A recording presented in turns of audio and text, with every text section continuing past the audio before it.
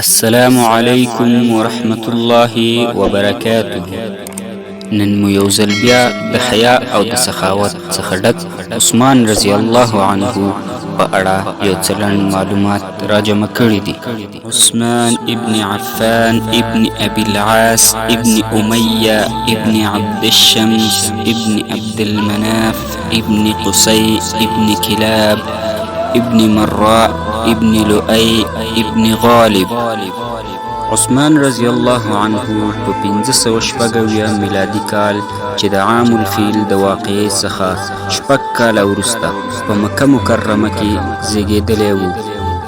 خپل نوم یې عثمان په لقب ذی-النورین او اسم کنیه یې عبدالله و. عثمان رضی الله عنه څلورم مسلمان و چې د ابوبکر رضی الله عنه په لاس یې ایمان راوړل. عثمان رضی الله عنه د سخاوت، د حیا او د اخلاقو یو بیلګه وه. د هغې لسو کسانو څخه و چې رسول صلی الله علیه وسلم ورته د جنت زیری ورکړی و. عثمان رضی الله عنه د خپل اسلام د ساتنې لپاره لومړی هجرت حبشي خاورې ته وکړل او بیا یې وروسته مدینې منورې ته وکړل.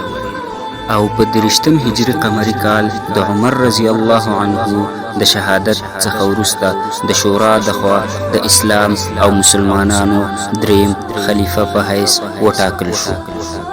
د عثمان رضی الله عنه د خلافت په دوران کې قرآن کریم د یو مصحف په شکل کې راټول شو. د عثمان رضی الله عنه د خلافت په دوران کې ډېرې سیمې د اسلامي حکومت تر واکمنۍ لاندې راغلي: ارمنستان، خراسان، کرمان، سجستان، افریقا او قبرس. عثمان رضی الله عنه 12 کاله خلافت وروسته په 15 هجري قمري کال د ذوالحجې د میاشتې 12مه نیټه د جمعې په ورځ په مدینه منوره کې وفات شو.